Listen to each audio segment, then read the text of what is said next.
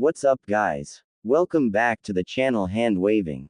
Your friend Naruto Addict 2.0 is here again with a brand new Naruto fanfic that's going to change everything. Today's fanfic is titled, What If Naruto Became the Heart of the Legendary Sannin Family, and ex-Hinata, ex-Sakura and Sachiko fell deeply in love. Part 1. Let's start this fanfic. Are you Jiraiya? He had seen her walking up to them from the corner of his eye. It was hard not to notice her, a youthful beauty with long silky hair the color of freshly fallen snow and a banging body that could even rival Tsunade in her youth. She was tall, standing closer to 6 foot than she was 5. Oh yes, he had his mind's eye on her for quite some time. Still, there was that barb in her voice, like a knife barely hidden under a thin sheet ready to strike at a moment's notice. That was fair. He was used to having random women he didn't remember ever meeting being angry at him. Hell, a fair few sought to use his lecherous ways as a way to blackmail him. But he would have remembered a beauty such as this. To whom do I owe the pleasure? Are you a fan perhaps, or? Her face changed from slightly unhappy to one filled with rage. It was all the warning he had before. Crack, he was sent to his knees as her foot made contact with his balls. Stay thee away from me and my mom. But, why? He stuck his hand out, trying to keep his eyes on her even as tears began to stain his eyes.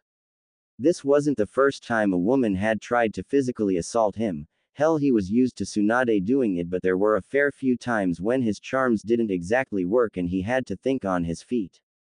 But this was the first time in a long time a girl had gotten a hit on him he didn't let them get. Only highly skilled ninja could pull that off. Whoa, you sure pissed her off, Naruto, his oh-so-helpful and brilliant apprentice, said, placing a hand on his back. To be fair, there wasn't much the brat could do to ease his pain. He didn't even know how to console someone that just got hit in the nuts. It just wasn't cool. Do you know who that girl was? Not a clue. Jiraiya stood, as best he could, trying to fight through the pain. A few quick breaths and he was mostly okay. But apparently I know her mom. That's what you get for being a pervert. Hey, maybe she's your daughter. Helpful as always, worst apprentice he'd ever taken. Most fun too. It was nice to work with an idiot instead of genius for once, somehow more rewarding. Shame he never fulfilled his duty as a godfather. But this was a step in the right direction. With a grunt, Jiraiya pressed forward.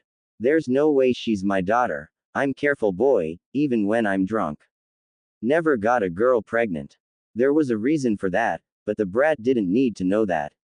And I never will. I am a bachelor for life, Naruto, and if you were smart you'd follow my example. Though he'd settle down with Tsunade any day of the week. Whatever you say, pervy sage, whatever you say. Damn brat. Naruto was as easy to love as he was to hate. She did look like you though, same hair color. And she was tall. Everybody is tall to you, pipsqueak. Naruto growled and tried to stand taller with his shoulders back. It lasted about 5 steps before his poor posture returned. Well, what if she's Tsunade's daughter? She sure knew you quick enough. Maybe she was a warning not to find her or something. Nah, the only man that Tsunade would ever have a kid with was dead long before that brat was a speck in her father's eye. Dan was a good man, and even if he hated losing to him, his loss still hit him hard. He should have been there. But that was just one regret of a lifetime of regrets. The sun was kissing the horizon by the time they finally gave up. Well, Naruto gave up and started demanding ramen a couple hours ago. But he had a mission to do. There was no way that he was going to become the Hokage. It was a medical condition. He was deathly allergic to responsibility and other things like actually being an adult. Which was why he was set on dumping the job onto Tsunade. Also, it'd be nice to be able to see her whenever he wanted as opposed having to track her down, only to find her sitting at the random inn he decided to stay at already halfway to drunk. Are you kidding me? Tsunade looked up and smiled, her cheeks rosy and her chocolate eyes filled with mirth as she leaned forward. She had to know what she was doing, giving him more than eyeful of her cleavage. She looked just as beautiful as she always had. Oh, well, if it isn't Jiraiya. I guess today is nothing but one big Sannin reunion. You met with Orochimaru. What did he want? Jiraiya grunted, pushing Naruto towards the table. Might as well have dinner while he tried to get Tsunade to be the Hokage, though more booze might help. It wasn't until he saw her companions that he was given pause. Shizune he had known about, but what the hell was that girl doing here? And why was she glaring at him? Orochimaru didn't want anything, just happened to bump into each other. Tsunade swirled her sake dish before taking another sleep, leveling a pinky at him. But what about? I thought I told you to stay away from my mother. The white-haired beauty growled, sinking down into her seat just enough to slap her leg down on the empty seat, preventing them from sitting. Sachiko, be nice, it's not every day you get to see your father, let's hear him out. Tsunade slurred before she gave a hiccup and moved Sachiko's leg. Come on and sit down, Jiraiya. We have a lot to talk about. Most of the time he pretended to be stupid. His sharp wit was a tool he relied on in battle, coupled with an endless bag of tricks to pry open weaknesses in his foes. It was this advantage that had allowed him to turn many a defeat into victory. But this was one time when his brain wasn't quite able to process. Okay, so calm down and analyze the situation. He was a spymaster, a lord of whispers, a champion of ciphers, king of codes. He had the skills needed to crack this code. But what code was there? The girl, Sachiko, had said to stay away from her mother, and more or less knew him on sight. There were only two other women at the table, and in this bar in general, those being Shizune, who was far too young to have a daughter as old as Sachiko, or at least he hoped so, which meant the only viable mother in the room was Tsunade.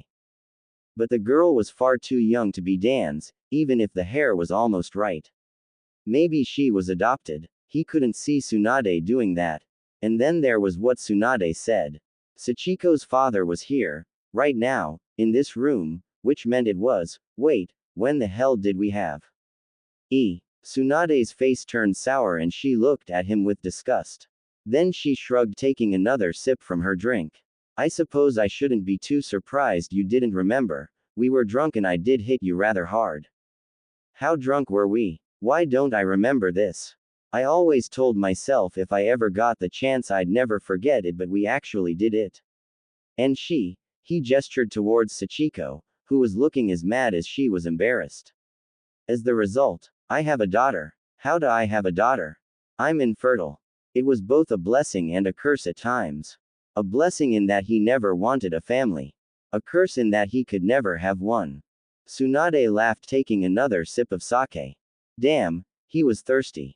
Clearly I was drunk enough to have with you, so I'm going to go with the drunkest I've ever been. She nudged the bottle towards him, falling back into her seat. As for how, beats me, but I was pregnant, and gave birth to this foul-tempered little brat. And you didn't think to tell me. Jiraiya sat down, taking a drink directly from the bottle. He was going to need at least 5 more of these. He eyed Tsunade. Her cheeks rose, cleavage exposed, looking more beautiful with each breath. Then he looked towards the frowning Sachiko. Better make it 6. I was going to the next time you found me. But you never did. Her smile stayed, but her eyes were sharp with anger, sadness, and regret. Another sip and she sighed. So, I raised Sachiko on my own while you were busy going around sleeping with every woman you came across. 9 months was a really long time to be sober, by the way. Never doing that again. And is that why she kicked me in the nuts the first time I saw her? Sachiko. Shizune gasped. The bacon in her arms oinked at the sudden movement. That thing had breakfast written all over it. His apparent daughter of, sheesh, she had to at least be 16, right? That was the last time he had seen Tsunade, shrugged, smiling with nothing but pride. We're better off without him. Not like he ever came looking for us. The alcohol in his mouth burned and the sweetness turned bitter enough that he had to force the drink down where it sat like a rock in his stomach. Years of reading people told him that she hated him. His own daughter that he didn't even know existed hated him. What did Tsunade tell her? The truth. Her truth. Listen, I'm sorry. Save it. She crossed her arms, looking away from him and towards Naruto, who was happily munching on a meal. Looks like you already moved on anyway. Wouldn't want to ruin your new family. Just like I don't want you to ruin my family. Ouch. This brat's not my kid. He ruffled Naruto's hair. He was walking a razor's edge with all parties now. His relationship with Naruto wasn't the most fragile, but it still wasn't strong. The kid needed to know that he'd be there for him. Just another thing on the list of things he had to make up for. He's my apprentice, strong to boot. He looks like an idiot. Sachiko glared at him. Naruto glared back. Her face went red and she turned her fury somewhere else. Neat trick. Apparently to avoid her bite was to bark back at her louder. Hey, just because I'm not smart, doesn't mean I'm not strong. I would have won the Chunin exams if it wasn't for Orochimaru. Oh sure, whatever you say, shorty. Sachiko's tongue was sharp, but lacked the edge it had beforehand. She kept looking away from Naruto. Odd. Jiraiya sighed, shoving the bottle back to Tsunade, who was more than happy to drink his share of it. There weren't many things that could make him stop drinking. Finding out that he had a daughter, one that was 16 years old and hated him to boot, was at the top of that list. What the hell could he say? The closest thing he experienced to this was what he wrote a war hero returning him to his waiting wife to find out that he now had a 5-year-old son. And that manuscript had been scrapped. Look, for what it's worth, I'm sorry. I didn't. No. Sachiko sneered, her sharp gaze focused squarely on him. He returned her look, only for her to bear down on him all the harder. You. Hey, Tsunade slurred, pouring herself another cup of sake. Despite her drunken state, she still had a steady hand. What's with all the bad blood? Sure, Jiraiya is a pervert, a horrible father, and, where was I going with this?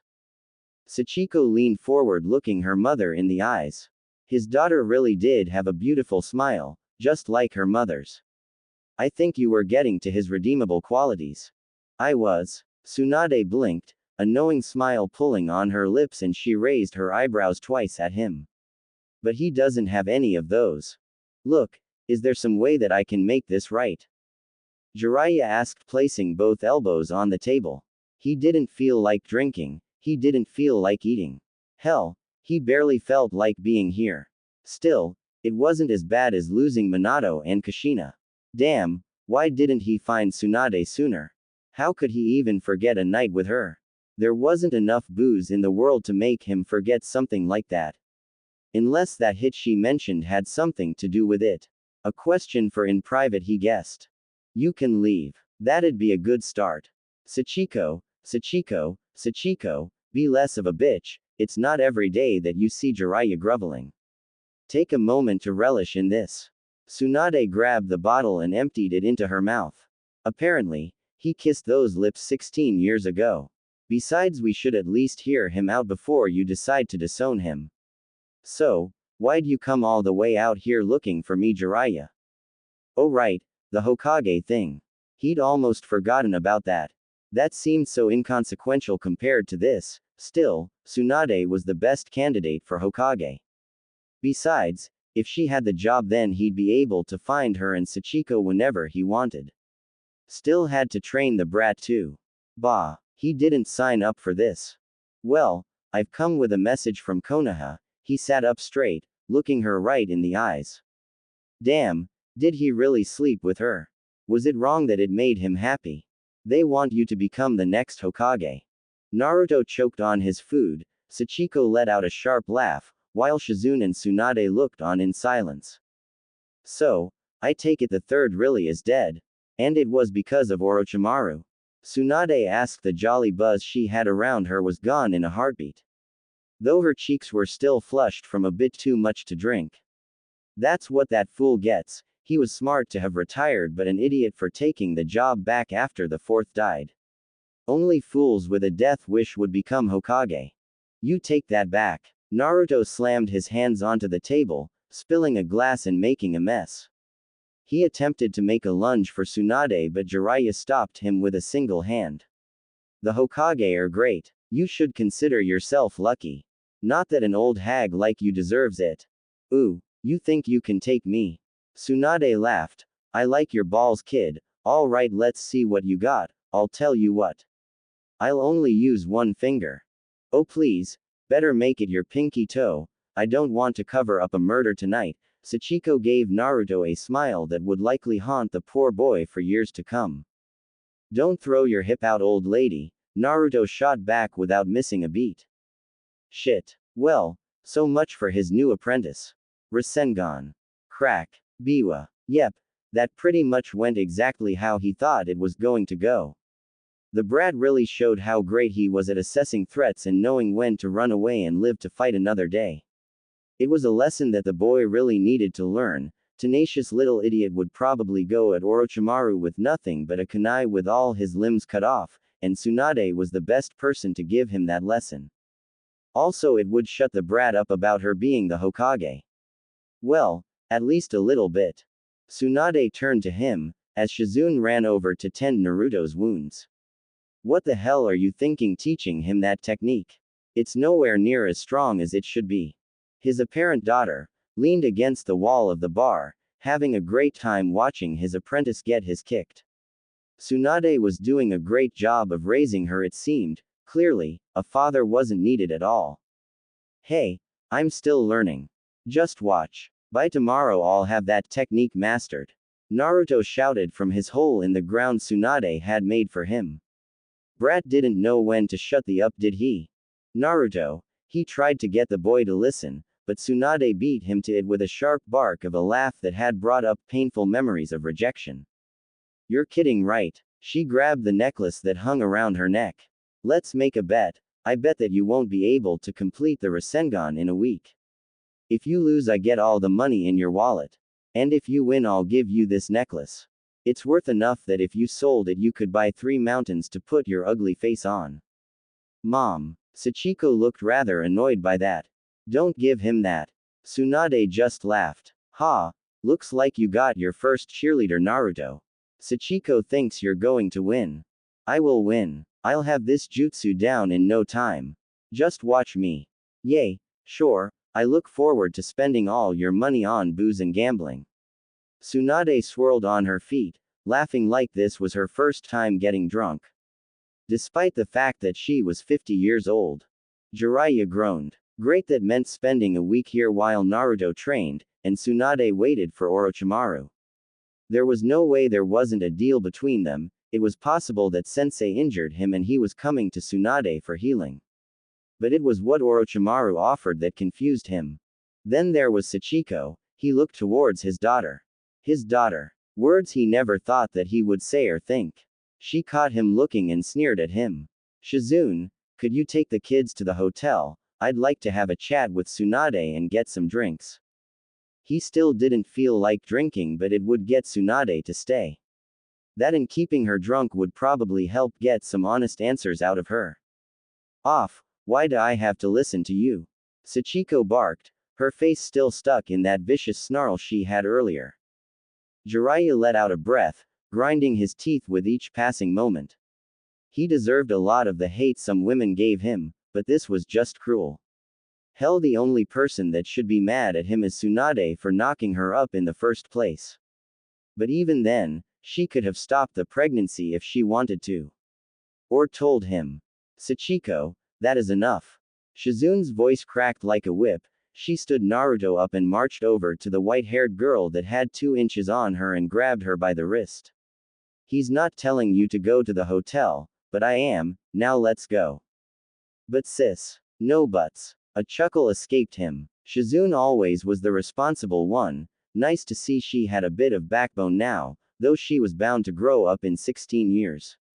Still, was she the one to raise Sachiko while Tsunade drunk her way around the problems?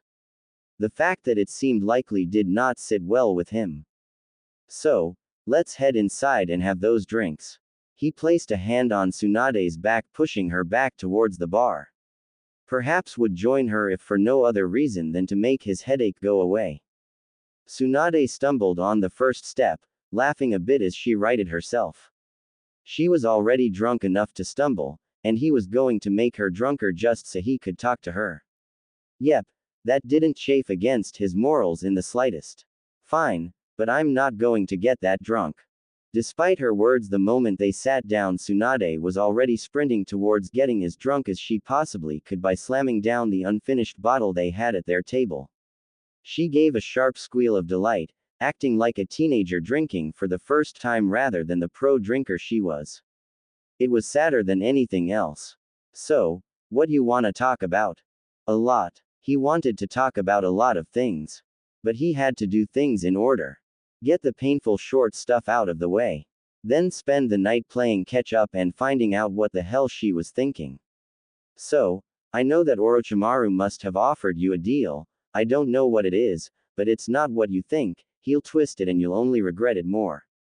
If she heard him, she didn't respond. Instead, she focused on the small sake dish in her hands, as though waiting for a drink to magically appear. He had drinks with Tsunade before. She could hold her liquor better than this. She was just acting like a child.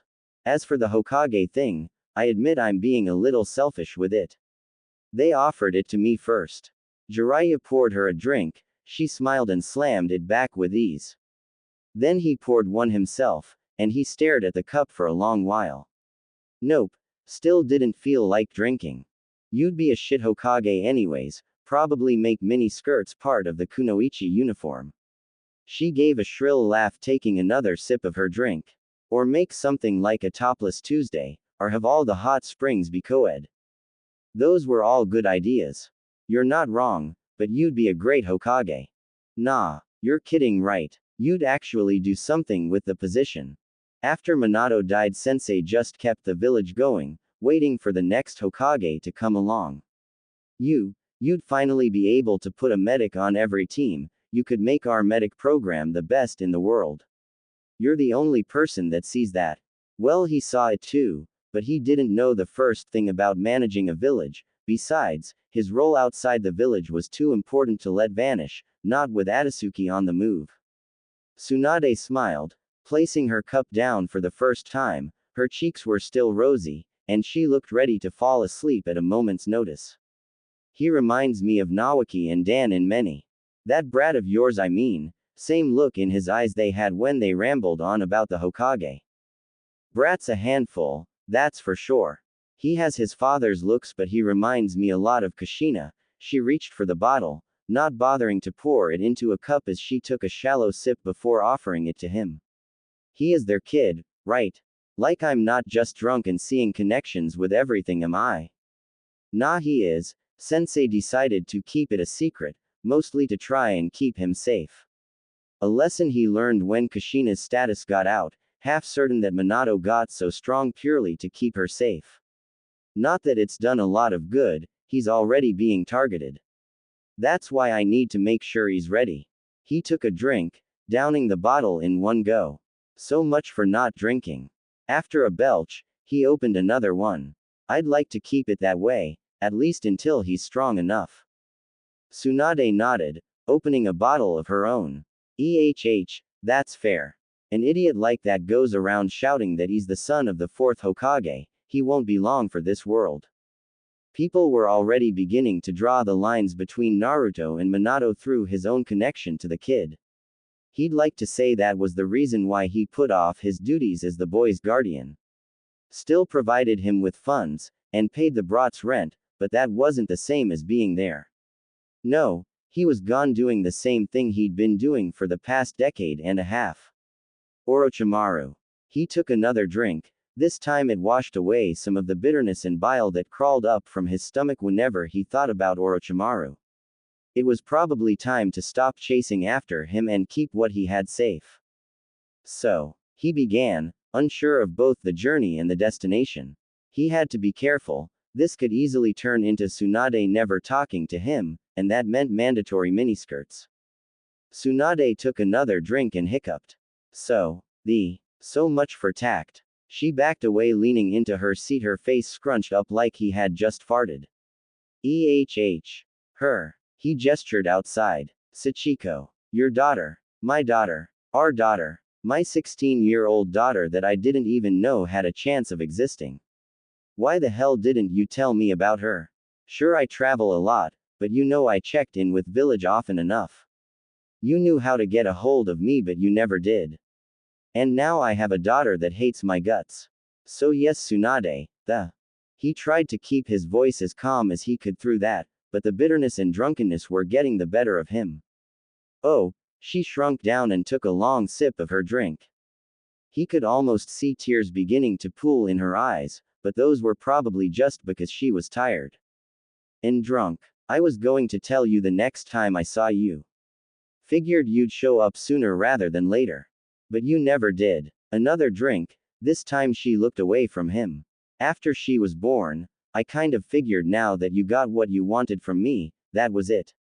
Hated you for a while, then I found out what happened with the Kyuubi attack, then Orochimaru, and I kind of figured you were just busy, stopped hating you, started raising Sachiko, and now I'm here, and you're right there. If I had known that I slept with you, I would have been back every night begging for more. Not right now, too drunk and too much emotion left up in the air. Besides, he didn't want to things up any more than they were. Besides, it's not like it meant anything, there was no way that Tsunade would return his feelings. To her, it was just a drunken one-night stand. Did you like hit me in the head or something? She shrugged. I might have smacked you when I woke up to you groping my, I don't remember a lot about it either, just a few bits of it really. And having a panic attack as I realized I slept with you. Still, I hit you harder than that before, you should have been fine. Did you check? Nope, took Shizune and ran. So, why'd you keep Sachiko? You're an expert medical ninja. If you wanted to prevent the birth you could have. There had to be a reason for it. There had to be. She sat back up, putting her elbows on the table and running her hands through her hair, undoing it in the process. I dunno, I might have felt like it was my last chance to be a mother or something. Didn't matter who the father was, might be why I slept with you, just wanted to have a kid of my own. Kind of her up though. You should have told me. He stole a bottle away from you, popping it open and downing it before she could even protest. That was the last one. Hey, she fell onto the table. I was going to drink that. You should have told me. He repeated, glaring at her. Probably. But you should have come to find me. You're never there when I want you to be there. Only when I don't want you. She was mumbling now, leaning further and further down onto the table. He might have let her have a bit too much to drink. So the is with that, huh? I want you like 5 years ago, but when I decide I don't want you and we're happy, bam. You show up like 5 extra pounds in the morning. Then you should have got a hold of me. That wasn't the point. She slammed her hands against the table, breaking it. Yep, way too much to drink. You were supposed to come see me. You always came to see me. Even when you were half dead or half stupid, you always came. But after that, you stopped. I know why, but they were getting nowhere with this. He could get more out of her tomorrow when she sobered up. That or get his kicked. Better get her back to the hotel, and himself there as well. He stepped over the shattered table where Tsunade sat with her head down and pulled her up by her shoulders. Come on, let's go. You're a perverted. She fell into him, swaying like a leaf in the wind. But I trust you. Yay, no need to guilt me, I won't try to do anything. He wrapped an arm around her shoulder. Mostly to keep her and himself standing straight and on the right path, and a bit because it was a chance to touch Tsunade with little chance of her hitting him. No passing out, how you have to steer us. She pointed towards the door and let out a belch. Very helpful. As they meandered their way through the streets, the cold night air choking them at every turn. It was well past dark and there was no way that they weren't going to suffer for this tomorrow. In many ways, it reminded him of the good old days, where they drank until they dropped because the next morning they could be sent out and they'd just drop. Say, why does she hate me? Jiraiya mumbled, following Tsunade's finger down a street. Had they been here before? Probably not. Who? Our daughter. Ah, I don't know, I told her all I knew about you. Eventually I just said, go read the books he's written, that'll tell you all you need to know. She hiccuped, swinging her arm wide and to the side. His mouth went dry. You had her read my books. The Ika series. Tsunade nodded. You know those have smut in them, right? That certainly explained why Sachiko didn't like him. Her only image of him was the pervert that spent an entire chapter describing a woman's. Tsunade shrugged. She was 15 when she started, that's fine. But if you want to know why she hates you, I honestly don't know. Just kinda happened one day that she decided that she wanted nothing to do with you. Might be a little bit my fault. Just a little bit. She nodded, pointing down another street. Oh hey, there was a hotel. Yay. Just a bit. She's more stubborn than I was at that age, and she likes to act like she's independent, but she still follows me around. You know, if you became the Hokage, I'd know where to find you. And I'd have to report to you. She laughed, spinning to look at him. She always did look so beautiful with her hair down. Aren't you supposed to be giving me reasons to become Hokage? I'm serious, Tsunade. I want to see you as much as possible. And I want to get on Sachiko's good side. I can't do that if I have to hunt you both down just to see you. But I will. But you didn't. Her voice was soft, and there was something more to it. Something that he recognized in the back of his mind. Her chocolate brown eyes were wide and her frown vanished into one of her rare genuine smiles. But I trust you, so I'll believe you this time. Does that mean you'll become Hokage? She gave a bark of laughter. Hell no. Guess I'll be following you until I get a yes from you. Get ready to die on the road. Stupid blue-eyed little brat. It just had to be someone with pretty blue eyes. The bastard must have planned this. Sachiko glared at Naruto, who was sitting on a chair while Shizune dressed some of the wounds that Mom had given him. Brat deserved twice as many bruises as he got tonight. Hey, crazy lady, her father's apprentice, asked. Those pretty blue eyes of his locked onto her and she had to look away. My name's Sachiko, short stuff. She flipped over onto the bed, trying to give him a sign that she didn't want to talk. There was no way that he wasn't related to her. Disowned father, he had blonde eyes, the main girl in his books had blonde hair. Her mom had blonde hair. Her father was a pervert that liked blondes. But that wasn't any of her business. The sooner they left, the sooner everything would go back to normal. And mine's Naruto. And I don't care. She could feel Shizune's disapproving glare on the back of her skull. Wasn't honesty supposed to be a good thing? Sachiko, please, we talked about this. No, Shizune talked, while she listened and nodded her head. Yay, sure. So, Saki, why do you hate the pervy sage so much? Naruto asked with his raspy voice. He sounded like a 5-year-old girl with a bad cough. Was probably about as smart too. But that name, it did put a smile on her face. She bounced back up onto the bed to look him in the eyes. Big mistake. They were still blue. Damn it, why did he have her one weakness? What did you call him? Pervy sage. Naruto crossed his arms in front of his chest, pouting. Instead of training me, he always goes peeping at girls and stuff. Sounded about right from the books and what her mom told her about him. I change my mind, shorty, you might not be so bad after all. How'd you meet him, to begin with? I met him at the hot springs when I was learning to walk on water. He beat the closet pervert up, so I made him train me instead. Naruto gave her a victory sign.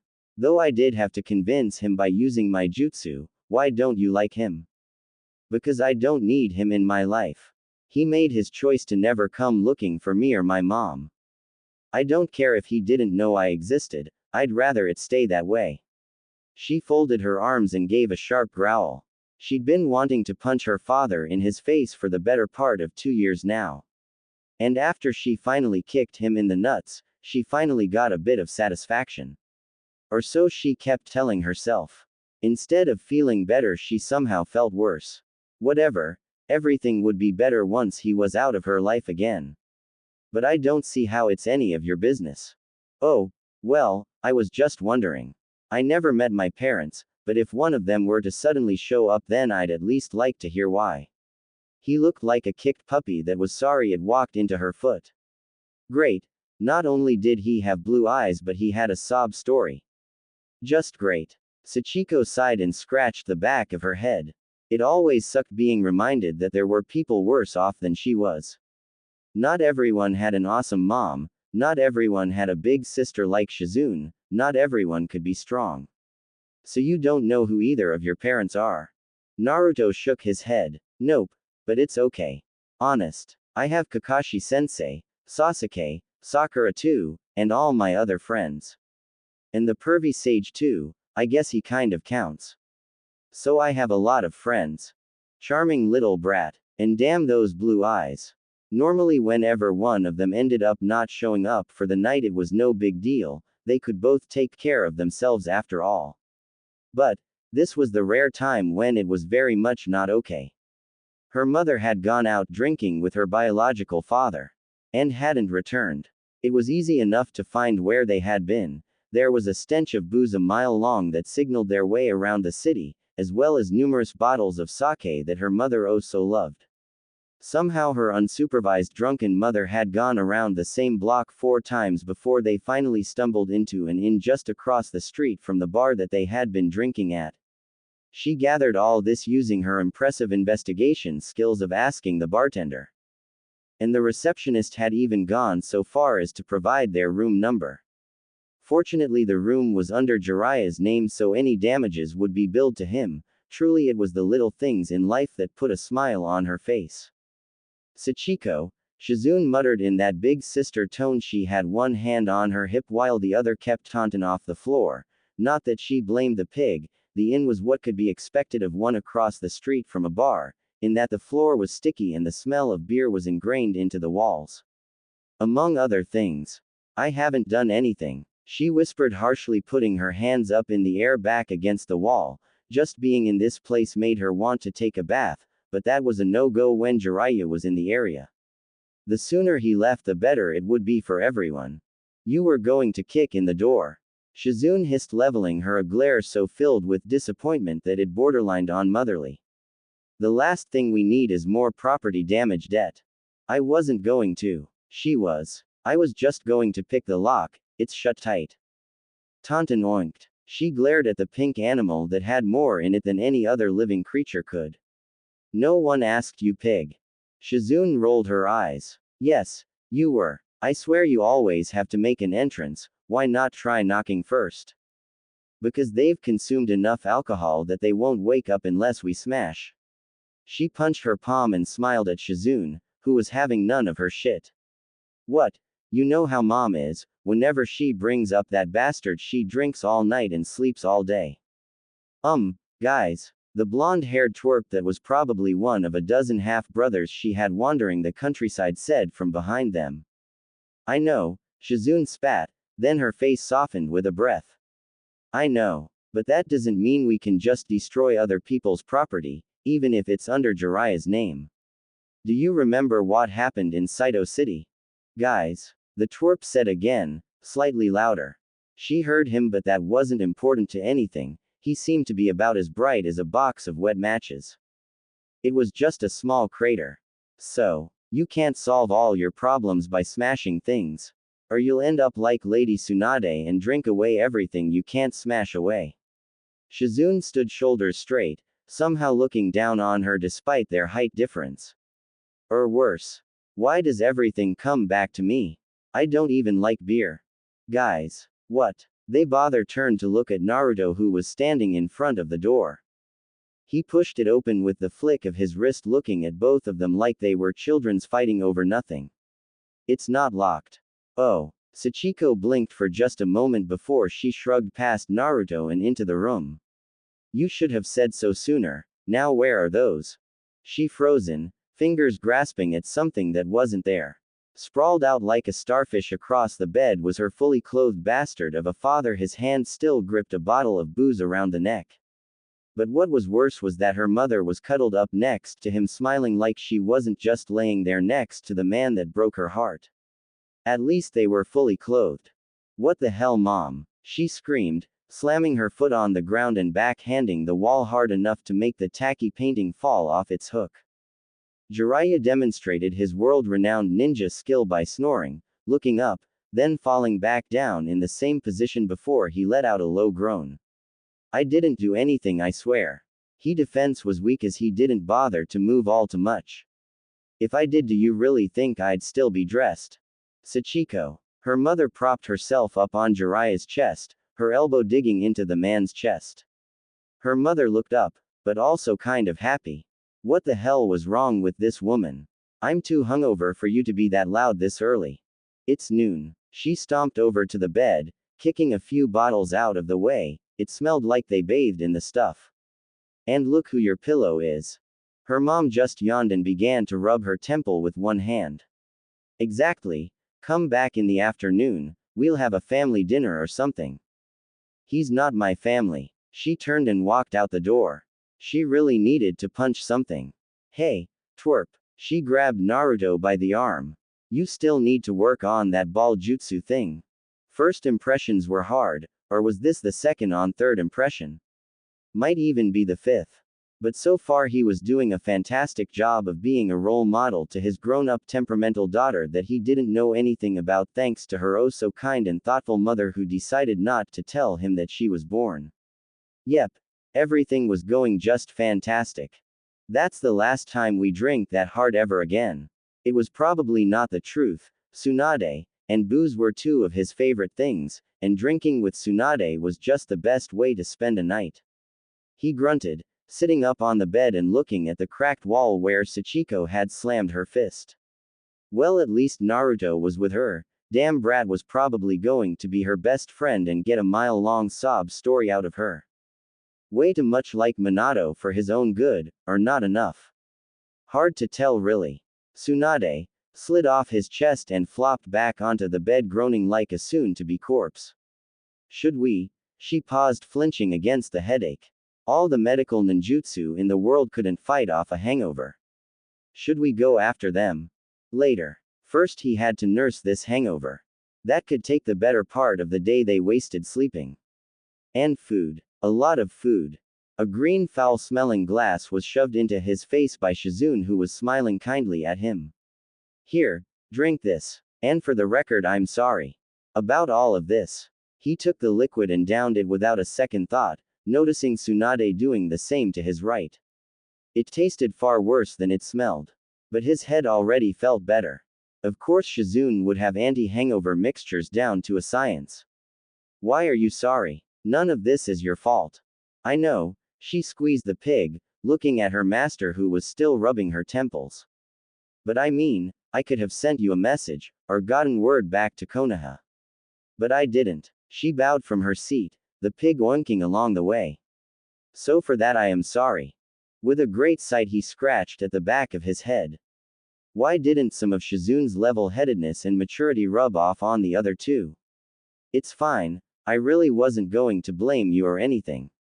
He turned to Tsunade, who was still sitting close enough to him that their hips were touching. She was such a small woman, but big where it counted. Not the time for that. I want answers, straight sober answers. Half of what you told me last night is a blur. Tsunade gave a long deep sigh. Can I shower first or something? The only way I'm agreeing to that is if we go to a joint hot spring. He snorted into a smile. Got you drunk enough to cuddle with and you're still dressed. Tsunade flopped back down onto the bed like a deflated balloon, though her did bounce just as much as they used to. Maybe some other time, but ask away. He needed to start at the beginning. He needed to take it step by step and try to end this whole situation. Why did you sleep with me? I was drunk. Her voice sounded very unamused. The real reason, Tsunade, there's only so far getting both of us drunk will take me and you, and that road does not have on its address list. It's another thing for me to get drunk enough to forget about it too. You were recovering, Shizune muttered. She sat up when he looked to her. It was the anniversary of my uncle's death. Lady Tsunade was taking it much harder than normal. Shizune, Tsunade warned. Please go on. Jiraiya begged despite the woman. What exactly happened? She started drinking, much earlier than normal. I was still young but I don't remember a lot, but you showed up eventually. She was drunk and kept swearing at you, calling you a bastard among other things. I said I wished that you had died instead of Dan. Tsunade sat up, placing her small hand onto his forearm. She didn't look him in the eyes. But he could see the tears pooling around her eyes. Even as he felt a spark of rage fester in his heart. You said that if it would put a smile on my face, you'd trade your life for his in a heartbeat. That made me mad. Really mad. So I drunk more and then hit you. Hard. I swallowed my fear of blood and managed to heal you back up though. Then we started drinking. We drunk a lot. And well. She looked at him with those tear-filled eyes that at times looked like chocolate, and others reminded him that she was full of shit. This was one of those times where her eyes were her most beautiful feature. I remember thinking, this was my chance. I might be able to find happiness, it might last this time. But when I woke up in the morning, everything came slamming into me and I ran. I didn't know that you lost your memory. His mouth was dry. That certainly shed some lights on some things. But what did that happiness mean? What happiness? Why did you keep her? Why didn't you tell me when she was born? What do you want from me? Tsunade whined. Answers. He groaned, standing up, his back giving a loud pop. That's all I want. Fine. It's more or less the same anyways. Tsunade pushed her legs off the bed, looking away from him. I really did think about it, and pretending it never happened. But I couldn't do it. I was young-ish. And healthy. There was no medical reason for me to not have a child. I knew I made the right choice when I held her in my arms for the first time. But as to why I didn't tell you. She sighed, placing her head into her hands. At first, I wanted to surprise you. Then that turned into bitterness and resentment. I knew it was my fault. But I'm stubborn. Kept telling myself that when you showed up, I'd offer you a choice to become a family, or keep doing what you were doing. Tsunade. He asked, getting her to look at him. Tears stained her cheeks. Do you love me? A smile twitched onto her face and she gave a half sob, half sigh. Don't know, but I wanted to fall in love with you. And now, I want Sachiko to have a father. She stood, and grabbed his hand, drawing it up to his chest. I'm sorry for all of this, Jiraiya, and I want to help. Sachiko deserves her father in her life. Even if she doesn't think so. He closed his eyes, and fought away the urge to scream at her. He needed to remember that this was the woman that he had once fallen in love with. Even if she was almost a different person now.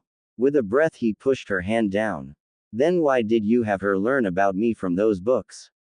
They're smut, they're perverted. You didn't even give her my one good book. Instead, all she sees in me is this perverted man that sleeps around everywhere. So she's not too far off from the truth then. Tsunade laughed, taking another step closer. Was she flirting with him? How was this flirting? Was he still drunk? Did he fall down a rabbit hole? Maybe he was dead. No, there'd be a very angry Kushina yelling at him if he was dead. But really, I like those books. Even the ninja one. Wait. What? You do? He remembered her admitting as much last night, but that was probably just the whole being drunk off his thing speaking. You know that all those girls are you, right? And that I'm the main character. Of course. She smiled and pushed away from him, sitting back down onto the bed. Though I probably should have told Sachiko that. I thought it was obvious. She does read them a lot. I think she inherited your dirty mind. That's great and all, but the first thing I need to do is get to know my daughter. It still felt weird to say that. Her liking my books and hating me for being a pervert isn't exactly helping things. He paced back and forth. I still have to get you to become Hokage too. She snorted. Train the brat, he groaned, looking at Shizune, then back to Tsunade. And find out what Orochimaru wants from you. She bit her lip for a second and then sighed. I owe you that much. He probably doesn't know about Sachiko either, otherwise his deal might have been different. He wants me to heal his arms. In exchange he'd bring back Dan and Nawaki. You weren't actually going to do that, right? You know that jutsu of his requires a live sacrifice to work. I was just thinking about them was all. Nothing but what ifs, and the daydreams of an old woman. She leaned back, smiling. Besides, I couldn't do that to Sachiko. Shizune chimed in at long last. I know it might be hard, but thank you for trying with Sachiko, Lord Jiraiya. She's more stubborn than Lady Tsunade is at times, but she'll come around eventually. You just have to keep trying. Just back off if she says she's going to punch you. I'm not going to be scared of my own daughter hitting me. Then he remembered who the mother was. How much did you teach her? Tsunade just smiled. Sachiko was scary. How is this supposed to help me with my training? Naruto shouted, as he dodged out of the way, narrowly avoiding the ground exploding from behind him. He had a Rasengan balloon in his hand trying to work at the jutsu. Sachiko laughed and picked up another rock from her perch, tossing it down at him hard and fast. He had to jump just in time to avoid an explosion of dust that could probably kill him if it hit. Jutsus aren't very helpful unless you can do them in the middle of a fight. Now look at it this way, twerp. You're also learning a valuable lesson called dodging. You're crazy. I can't. He had to jump. Even do it normally yet. How's this helping? Well, it's helping me. You're a bitch. I said I was sorry. Now let me see your arm. She didn't give him much of a choice. Grabbing hold of his arm, and pulling him towards her. Was it good for the wound? Probably not. Was it good for her stress? Not as much as she would have liked, but enough to get rid of the extra guilt from hurting him. Ow. Naruto whined, squirming like a monkey in her grip. Let go of me. The hell he was. She gave him a second elbow. Just hold still, damn it. I'm not as good as my mom, but I can fix this, just give me a second. And stop wiggling so much, you'll make it worse. That got him to stop. Fine. Do your thing, it's not like it even hurts. Liar. She pulled off his jacket a bit too rough, making Naruto squirm in pain. Don't lie about shit hurting when you're not in a fight. It's not tough, or manly, or whatever the hell else you think it might be. It can make shit worse by not saying it's hurting. It wasn't as bad as she thought, just a nasty purple bruise on his arm, probably a bit of bone damage, but this idiot was a bonehead, so he probably got hurt waking up in the morning like pain was his breakfast. Seriously, what was with boys and thinking getting hurt was fun and cool? So annoying. It'd be easy to heal, she wouldn't even need to get Shizune or her mom to fix him up. Which meant that she'd be in less trouble. Like you with the pervy sage. She looked at him. Stupid, shiny, deep, blue eyes stared back at him, his face firm, no longer showing pain and discomfort. She turned back to her work, snorting and glaring down at the wound. You know, you really should hate him too. Why's that? Sure. He's annoying when sometimes, but he's still teaching me. Think about it, will you? You don't know who your parents are. She felt slimy just saying that. Some old pervert randomly bumps into you and starts teaching you for no reason. He said it was because I remind him of his old student, the fourth Hokage. Naruto beamed, all smiles and cheer as she continued to heal his arm. It was going faster than normal. Maybe she did have a bit of her mother's healing talents after all. I think that means he thinks I can be the next Hokage or something. Doubtful, but she wasn't going to crush the dreams of someone that was probably her little brother. She pushed his arm away, the bruise and bone damage healed to the best of her abilities. He wouldn't even feel anything tomorrow and she wouldn't get in trouble from Shizune for hurting him. Didn't the fourth Hokage have blonde hair and blue eyes? That might have been the only reason why she knew which one he was. Yeah, why? Naruto asked, taking a step away from her, rubbing his arm still. Oh, hey, it doesn't hurt anymore. Really, twerp? Do I have to spell it out for you? She stood, examining the more or less destroyed clearing around them. Better not let Shizune see this. The last thing she needed was another disappointed sigh. She was at her weekly limit. That pervert likes blonde-haired women. Every girl in those books of hair has blonde hair. My mom has blonde hair. And you have blonde hair too. So, she groaned. So, what I'm trying to say is that Jiraiya being so nice to you, some random kid he happened to bump into on the street, is because he's probably your dad. Wouldn't even surprise me if the fourth Hokage was your brother or something. Especially since you two look a lot alike. Liar. Naruto shouted. She looked at him and saw that he was crying. Great. Now she felt like shit. You're lying. He said that he's careful, that he never got anybody pregnant. Then how am I here? Her voice was lower than she thought, barely a whisper. A creeping cold found its way around her, digging its tendrils down into the core of her being. Only the heat of anger kept it away. She spun on her heel, looking at the blubbering blonde-haired boy. Then how am I here, huh? He never got anyone pregnant. He's my dad. So tell me how I'm here then. I don't know. But the only girl he talks about is Tsunade. So maybe he actually loves her. Naruto wiped the tears from his eyes, glaring at her. Just because you're miserable doesn't mean you have to try and make everybody else miserable by lying about stuff. Before she could say another word, he was off and running away from her. Great. She made him cry and run away from him. Alone. Again. Just like always. It's not like it mattered if he hated her. Once this stupid week was up and that bet was over with, they'd be on their way and things would go back to normal, and they'd just keep traveling along with their home on the road. It didn't matter if she enjoyed hanging out with the twerp, but that was just par for the course. Great. Now she needed more stress relief. Any more collateral damage and she'd have Shizune breathing down her neck. Or worse. Her mother too. The anger left her and she felt that cold creep in around her, surrounding her and choking the strength out of her with each passing second. Damn it. She pressed her head into the bark of the tree, warmed by the summer afternoon sun, branches swaying in the breeze. It wasn't fair. It wasn't fair. No matter where she was, or who she was with, she eventually made everybody her enemy. This was all his fault. It had to be. The roots of the tree made for a poor seat, and her knees an even worse pillow. A pang of hunger reminded her how much time she had spent training the twerp. Ramen didn't sound too bad right now. Her stomach roiled and the ground began to spin, whatever strength she had eroding with the wind. You know, oh great, he was here. The shadows moved and she saw the vague shape of his ugly mug standing next to her tree, the field of their destruction. He sounded almost like he cared. Fat chance of that. That brat can make friends with just about anybody. For him to run away from you crying is actually kind of impressive.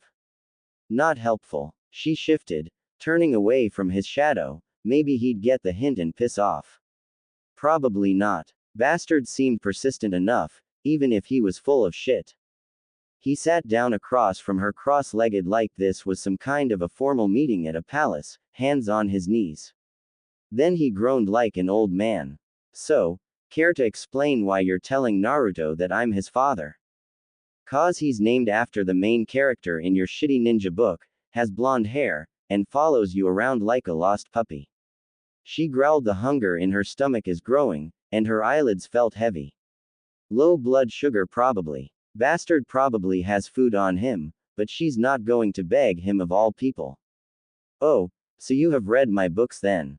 He clapped one hand on his knee, sounding so jolly that she read his shitty story. That aside, I assure you that Naruto is not my child. Hell, I'm still not sure that you are. She snapped her eyes to him, glaring at him from underneath her snow-white hair that she had gotten from him. But, I'll believe Tsunade on this. He smiled at her like she didn't hate his guts. Whatever. She let the word drip with venom, hanging in the air until its toxicity was at its most potent. Like I'm going to believe you, you just wanna cover your own tracks so you don't have to look after him. His smile shifted and he looked at the ground between him, but 1,000 miles away and years ago. It was the look her mother had whenever the past was brought up, when he was brought up, normally when drunk. 3 breaths and his smile returned, still weighed down by the past. Alright, so what makes you think Naruto having blonde hair means that he's my son? 'Cause all the whores in your stupid smut books have blonde hair, mom has blonde hair, and you have a weakness for blondes. Laughter erupted out of him. It was pure, jovial, and contagious. Just hearing it was enough to make her lips twitch into a smile. You got that right, he howled, slapping a knee, and taking in great breaths as his laughter began to wane. But my real weakness is giant honkers. Most people would keep that to themselves. Then again, this was the man that basically wrote porn. Shame wasn't something he felt about stuff like that. And your mother, his smile turned into a sharp snarl. Most of the time anyway. Given how she decided to act like an immature brat and not tell me about you is something I'm not too fond of at the moment. With the shake of his head and a moment to straighten out his back, he smiled back at her. But do you know why all those girls in those books are busty blonde women? Because you're a pervert. Jiraiya sat straight, shoulders back, looking like nothing was wrong in the world. His pride was sickening. No, that's why I wrote those books. All those women are blonde because they're your mother. What? What? Almost every adventure in those books is based on me trying to win your mother's heart. Sure, the ending was different most of the time, but believe me when I say there's only one woman I've ever loved. His voice didn't falter, and he kept that same smile on his face that her mother wore when she was digging up happy memories of the past. She could practically smell the regret coming from him. If I had known about you, I would have tried to be a part of your life. If you loved her so much, then why did you wait 16 years to come find her? She snapped. The anger was back, pushing against the cold and the hunger in her stomach. Jiraiya groaned, scratching the back of his head, his smile vanishing for the first time, replaced by a frown that went down to his bones. A lot of stuff happened and I needed to deal with it. Was it more important than the woman you loved? She should not have said that. The warmth in Jiraiya's eyes vanished and his frown turned into a scowl like he had just drunken bad liquor. Are you going to judge everything I say without knowing the reason? I had just lost one of my students that was like family to me, and no, he wasn't my son. Then my teammate decided to betray the Leaf, and I had to try and figure out who and what was plotting against us. So yay, at the time your mother wasn't that important. And we're still, she started. But you would have changed that. He finished. I would have made time for family. Would I have always been there? No, but I would try to be. So, now that I know you exist, I'd like to try being your father and making up for missing 16 years. His smile was back, and he extended his hand out towards her. What do you say? This must be pretty important to you, huh? She glared at the hand for a moment. This bastard wanted into her life. Like hell, she was going to let that happen. They didn't need him. They didn't need anybody. But he did have something. More than you know. Fine, she snorted, keeping her hands close and away from him. You can be my dad, but you have to give me half of what you make from your books every month. It'd help with her mom's debts, and set them up in some fancy hotels. His smile didn't fade, but his hand went back, reaching for one of his pouches. So, what you're saying is that I can buy your love? That if I pay you, you'll be my daughter? Something was different in his voice. He wasn't pretending anymore. This was who he really was, some sleazeball that made up for his lack of charm with cash. Pathetic. He brought out a checkbook and flipped through the pages. Yay, sure, if that's what you want to call it. Her knees fell and she sat up against the tree, feeling the bark against her back. Money always made things better. Wanna shake on it? I see. He closed the book with a snap and stood, ignoring her extended hand. The scowl on his face said it all. He was pissed. There was not another word as he left her alone in that clearing. She would have preferred if he just yelled at her, calling her a selfish bitch. Then she could have fought back, could have shouted back. Instead of dealing with the silence of his disappointment. Whatever, now that she worked her magic and pissed both of them off, they'd be gone all the quicker. That's what she wanted, right? Then why did it hurt so much? Maybe I really am a bitch. Where's Sachiko? Shizune asked when he returned to them. Did something happen? He allowed his silence to say what words could not. The walk back to them had done little to stem his frustration. Every step brought more arguments he wanted to shove down that girl's throat to try and make her understand, and filled him with resentment for the woman that put him into this situation. At this point, throwing his hands up in the air and becoming the Hokage would be less trouble. But it wasn't what was right. For anybody. I'm sorry, Jiraiya. I should have been the one to talk to her. Tsunade stood from her chair that sat in the shade, looking out over a yard, taking a few quick steps over to him, her hand stretching out towards him before it retreated close to her chest. She was just as lost and as frustrated as he was, even if most of this was her fault, to begin with. Her hair still damp from a shower smelled like lavender. Breathe. He needed to breathe. Anger would not solve anything, it would only make things worse. Sachiko was just a hurt teenage girl that was frustrated. He looked towards Naruto, who was still glaring at a water balloon in his hand. Even if she did have a point about something, releasing his anger and frustration with a clap he put on a smile. Hey, enough about this. What idea we go out and have dinner? My treat. That got Naruto's attention. Can we get ramen? If they serve it at the restaurant. He gave a long healthy laugh. Taking responsibility, huh? But you should try to eat something else, you'll probably like it. His apprentice did not seem amused by this. Should I go get Sachiko? Shizune stood, brushing off her robes. I'm sure we could convince her to join us. Begging did not sit well with him. No, leave a note, if she wants to come she will. I won't turn her away. But you won't chase after her either? Tsunade asked, her hand touching his shoulder softly. It was a welcome gesture, one that he found himself diving into and allowing his smile to grow all the more. Tsunade's feelings were still hidden behind a veil of fog, but he could see their shape now. And as always he liked the way she looked. Not for tonight, it would only end up pissing him off more. Besides, I'll have plenty of time once you become Hokage. Tsunade laughed. Ha, that's a good one, now let's go. Unlike becoming the Hokage, I actually am hungry. Needless to say, they went to the restaurant that served the best booze. It wasn't a classy joint, but it was far above the ramen stand that Naruto tried to jump into. The best part was that Tsunade chose to sit next to him. Next to, not across. He felt like a teenager again, or the first time he touched a. Except he could drink. And he was going to need a bit for tonight, even if sobriety was wiser. With their food ordered and a small prayer for his wallet, it was time for a talk that he had been putting off for far too long. It wouldn't help with Sachiko, but it would start to make things right. All right, Naruto, so, did the third ever tell you anything about your parents? That shocked the boy into a frown. The excitement of food, even with the disappointment that Shizune forced him to order something besides ramen, fell from his face. This was a mistake. But it was a bigger mistake to do nothing. If he was going to do this, it should be before the wound could fester. Just that they died during the Kyuubi attack, Naruto admitted, eyes downcast, hands fiddling with his utensils. He sprung back in true Naruto fashion by scrunching up his face and almost glaring at him.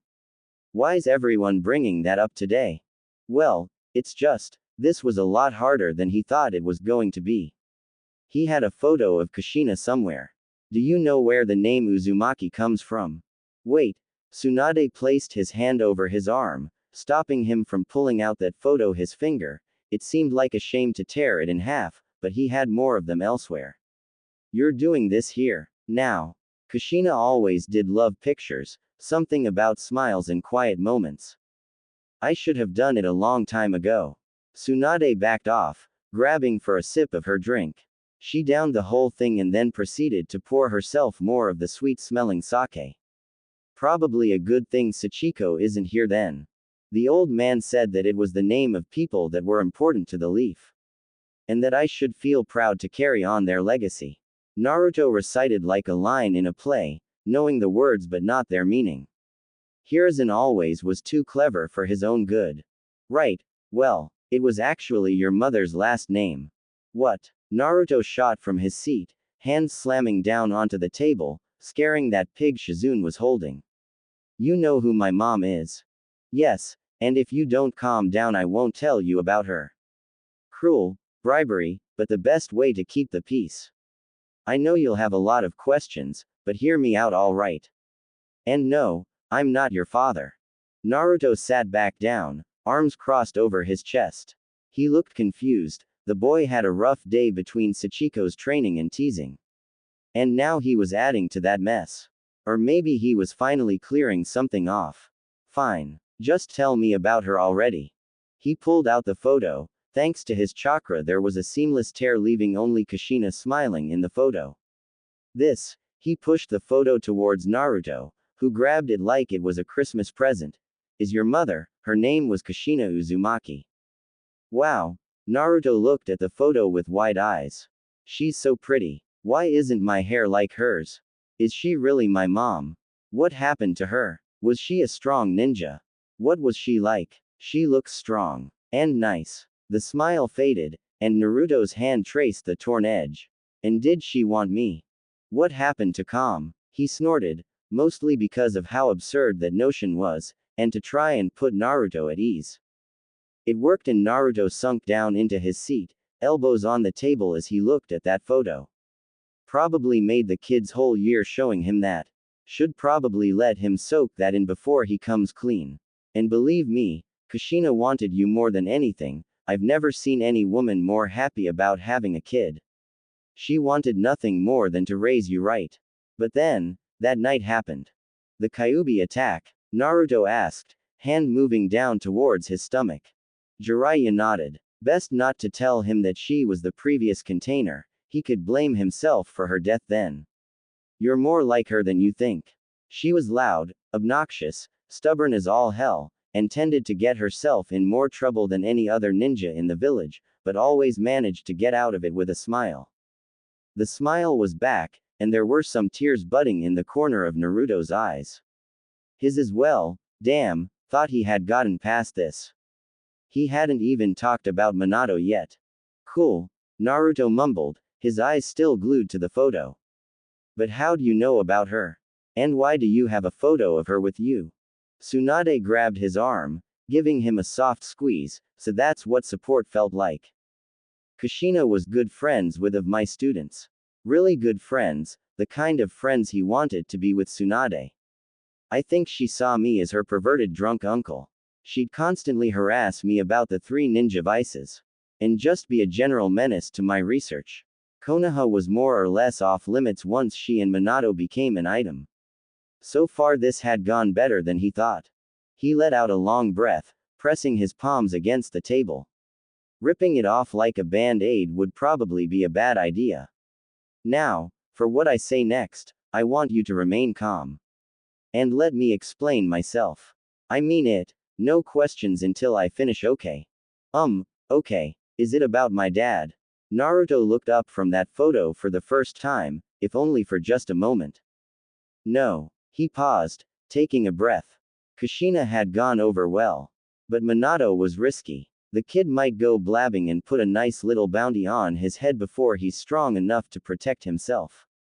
It happened before with Nawaki, all of the second's children, and one of Sensei's. That was the last thing they needed, especially with Atsuki after him already. Kind of. Look, I'll tell you about your father when you become a Chunin. It'll give you extra motivation for the next exam. Naruto gave a giant smile. Chunin. All right, I'll get that in no time. Especially once we get Granny back to Konoha to fix Sasuke up. Right. Now listen carefully, all right. Naruto nodded and he took a deep breath. Praying that his food would show up and delay this just a little bit. Nope. Probably was still a few minutes out. Maybe a Sachiko staring at them awkwardly through the window. Nope. Orochimaru plotting something. A zombie Kushina here to kick his. Nope. Why did nothing interrupt him when he actually wanted to be interrupted? Around the time of your birth, I was on my way back from Iowa, having just set up an armistice. It's basically an agreement to stop fighting for a while, and when I found out the Kyuubi attack happened, I rushed back. I put aside a bit of money for you and made sure you'd have a place to stay. But I couldn't stay in the village, I still had to keep an eye on Kumo, and look for other threats. So far so good. Then, he let the word sit in his mouth, tasting bile. You know Orochimaru, right? Just saying that name felt like it should crack glass, that was how vile it had become. But, there had to be some hope. Yay. He was the freak that put that seal on Sasuke, right? Naruto asked, placing the photo of Kushina down for just a moment. Probably didn't want to pervert his mother's image with the thought of Orochimaru, smart. And he was your teammate, right? Right. When we were young, we used to be a lot like you and Sasuke. I considered him my friend, my brother. Hands balled into fists. But Tsunade's hand falling over his kept him grounded. But, then he betrayed the village, and I've been hunting him ever since. You've told me this before. Well, except all that stuff about giving me money and a place to stay, Naruto said, his face scrunched up in confusion. But why'd you do that? Or not tell me before? Before I went on my mission, Kushina asked me something important. This was it. The biggest band-aid he could ever rip off. So far Naruto was staying calm. He did not need two emotional teenagers hated him right now. But Sachiko was right, he was just running away from responsibility. She basically asked that if anything happened to her or your father to watch over you. He pressed his head against the table. I'm sorry for not being there for you. Oh, that was all he heard from Naruto, no backlash. No shouting. No tears. That was good. Probably. He took a breath, and looked up, to see Naruto just looking at him. So she wanted you to raise me or something? Her exact words were Godfather, but he never had a chance to sign that paper. Something like that. Ah. Naruto blinked, then looked at his mother photo one more time. My dad isn't Orochimaru, is it? Tsunade fell over in her chair laughing. What? No. Where'd you get that idea? The absurdity of that idea was just too much. It sent a chill down his spine, imaging Orochimaru being intimate with any living creature, let alone Kushina. Though if he tried with Kushina he'd probably be less alive. Or sealed in a jar at the bottom of the ocean. Well, you were keeping my dad a secret and you talked about him a lot, Naruto shrugged. Oh hey, our food's here. The moment their meals were placed in front of them, Naruto began to stuff his face. It may not be ramen, but the boy could eat. So, he broke his chopsticks, trying to draw Naruto's eyes away from his food. Everything seemed normal between them. You're not mad about me not being there for you? Naruto looked up from his meal, slurping up a bit of meat that hung from his mouth like he was a dog. Why would I? You told me about my mom. Besides, you could have just kept it a secret. But you're still the pervy sage. Just promise me to train me extra good to make up for it so I can become a chunin and learn about my dad. Jiraiya let out a long laugh that was well overdue. You got it, brat, but I hope you know what you're signing up for. Good. Maybe you'll get off my back about being the Hokage, Tsunade mumbled, taking another sip of her drink. Oh right, there was beer. I'd rather you be on your back. Sometimes these things just slip out, like a happy little nip slip in life. Lord Jiraiya. Shizune all but shrieked. The pig oinked. Tsunade nearly spat out her drink, cheeks red, and her elbow finding the side of his stomach. Naruto looked at them like they were crazy, one eyebrow raised. I don't get it. Why the did they all look so happy without her? Why the was she still looking at them through the window? Watching them pretend like they were some happy family, like she was just someone to be forgotten. No, that was wrong. It wasn't their fault. It was hers. Maybe they'd be better off without her bitching up the place. She was an adult. She didn't need them. She could make it on her own. Probably. Her mom was laughing, smiling. It was rare to see her so happy. Especially sober. She'd just go to their room and buy something simple to eat, like ramen or something. Then she could leave, and be on her way, leaving them to be some kind of happy family without her. She took 2 steps before a firm hand stopped her. Where do you think you're going? Her mother asked, turning her around like she was a kid. It was still weird being so much taller than her mom, but given how tall her father was, she guessed it was to be expected. Come on and join us. But, all the things I said, she mumbled, trying to pull away from her mother, but the strength wasn't there. How the hell could she sit at the same table as those two and expect them to smile? They must hate me. They're not like you, Sachiko. They don't hold on to every spark of hatred they come across. If anything, they let it go.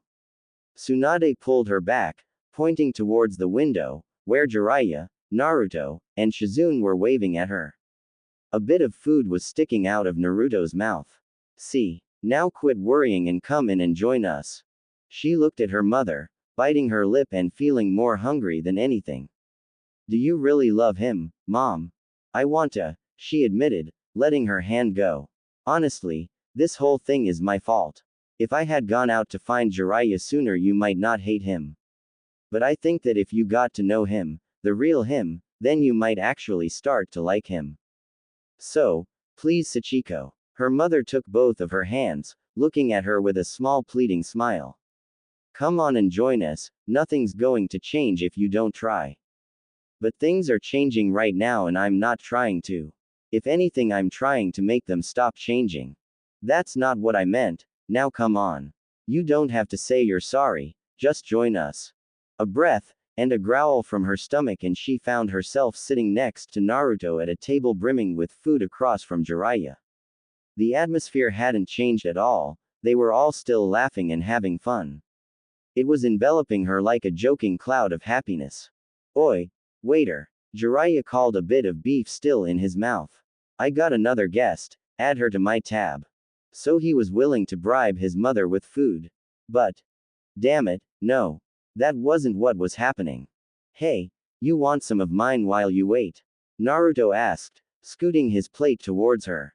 Stupid blue eyes looking at her and melting her defenses down like an ice cube in summer. I can hear your stomach growling. Shut up, she screeched. Then slammed her mouth shut. Crap, she shouted at him already. Wait, why were they all laughing? Don't be embarrassed, Saki, her mother said, polishing off her drink, as Jiraiya poured her another one. Oh good, they were going to get drunk again. You're a growing girl after all, it's normal to be hungry. She wasn't growing anymore, hopefully. Great. Her face felt hot, and she couldn't help but smile. Why are you all being so nice to me? I'm used to dealing with. Naruto beamed at her. Jiraiya shrugged, taking a sip for his own drink, arm resting along the bench, dangerously close to her mother's shoulder. It only made things worse than that her mother seemed more than willing to try and scoot closer to Jiraiya. You're still my daughter. Damn it. Why the hell were they so good at guilt-tripping her? Fine. I'm sorry for being such a horrendous bitch to you both. Language, young lady. Shizune warned from the other side of Naruto. Bacon. Butter. Blueberries. The light fluffy smell drifted into her room with enough force her from dead asleep to wide awake, skipping the 20-odd other states that took about an hour on her own time. Her legs took directions from her stomach before her brain could even register that her body was awake. Something smelled wonderful, and she needed some of that. The ground was cold on her feet, and she already missed the warmth of the blankets. She almost went back, but that smell pushed her forward. She shuffled forward, yawning as she found her way to the door and closer to that wonderful smell. Early morning light assailed her when she pressed into the room, and the sweet sizzling sound of bacon drifted into her ears, carrying with it a whistling tune. Last night was no blur to her, but it almost didn't feel real, despite the near crystalline clarity she could recall it with. They had eaten as a family, went to this inn as a family, and had spent much of the night laughing and talking. It was good. But, it was still a surprise to see Jiraiya of all people cooking, smiling, and whistling. The inn that they had decided to stay at was one of those fancy ones where they all but had a full house to themselves, complete with a kitchen and even access to a garden shared by 4 other such houses. It was for the rich, and somehow Jiraiya had gotten them in for practically free. Something about having the inn mentioned in his next novel. You're up early. Her voice was rough and led into a yawn that left her tongue sticking to the roof of her mouth. Sleep still clung to her, beaconing her back to that bed before the warmth vanished. But her growing hunger drove her to sit on the stool at the bar that separated the kitchen from the rest of the house. I'm normally up early when I haven't drunk. He paused, offering her a small shrug while his hands continued to work the bacon and pancakes like it was second nature to him. Well, when I haven't drunk that much at any rate. Now I have a couple questions for you. Was he really going to hold breakfast hostage from her? Guess she deserved after yesterday, but way to be spiteful. Orange juice or milk, blueberries, chocolate chip, or plain? He asked with a giant smile. And bacon or sausage? Wait. Bad question, how much bacon? He turned back to the stove top. I didn't actually make sausage. Oh, orange juice, chocolate chip, and enough bacon to give my mom a heart attack. She smiled at the thought. Sleep now the furthest place from her mind as every item she requested. A glass of orange juice nearly overflowing, a perfectly made chocolate chip pancake, and a small plate with a mountain of bacon on it, appeared in front of her looking like it was right out of an ad. And the smell was mouthwatering. First, she quenched her thirst, taking in a large mouthful of the pulp-filled drink. And then turned on the bacon. It was perfect, just the right amount of crunch, to go with the salty taste. Where had then been all her life? They say the way to a man's heart is through his stomach. She looked up to see Jiraiya's great big head smiling at her proudly as he rested on the countertop. He grabbed a piece of her bacon and bit into it with a juicy crunch. I say that works for both. He spun away, taking another bite with a flourish to return to the cooking. Does Mom know you can cook? She asked, cutting into the pancake. Wait, where was the? A shot glass of syrup slid in front of her. Jiraiya offered her a wink. Considering how my menu is strictly related to breakfast, and I don't wake up early enough for it when I drink, and I normally drink a lot when I'm with your mother. He paused, his smile lost in the sizzling bacon as he removed the last of it from the pan. It might be a bit of a surprise, kind of like you were. Oh, right, emotional baggage. The breakfast wasn't enough to make her just forget the 16 years of him not being around and the fact that he wanted to change their lives. She took a bit of the pancake. It absorbed the, what was it? A honey cinnamon syrup. Where the hell did he get this? Syrup perfectly fusing into a triple combo of flavor. Okay, it might be pretty close. He wasn't the bad guy here. Did you really not know about me? No, I didn't even think you were something that could happen. He stopped with the spatula and turned to her hand still gripping the pancake pan. Not that I'm not happy you do exist or wishing that you didn't, I mean that I'm happy you do, it's just that You really love my mom, huh? She sucked at reading the atmosphere, and especially at reading people, but Jiraiya was a giant billboard with his emotions. He smiled again, bringing the pan back to the stove. It wasn't love at first sight or anything. Hell, it wasn't even the kind of love that'd make for a good story. I fully admit that I wasn't interested in your mother until she grew those of hers. His hand twitched when he said the word like he was groping air. But at some point, after she started dating Dan, I did fall in love with her. That was way too much information, and once again she was reminded that despite being an alright and honest guy, he was still a huge pervert. A pervert that was actually trying and made really good pancakes. So I guess that means that you'll start trying to date my mom. Eventually, perhaps. He gave a sharp sigh and that genuine man came back. I'm still really pissed about the whole having my daughter and then not telling me because she wanted to act like a 12-year-old. His jaw was tense until he took a breath. Right now, aside from trying to get her to become Hokage, my focus is you. Which is why we're going to spend the day together. What do you say? Doing what? Her nose crinkled up at the thought. She didn't even know what to do with people normally, let alone her long-lost father that actually wasn't as horrible as she thought he was. There's no way in hell I'm going to drink with you. What? You? No, I'm not going to take you drinking. He shuddered at whatever thought crossed his mind.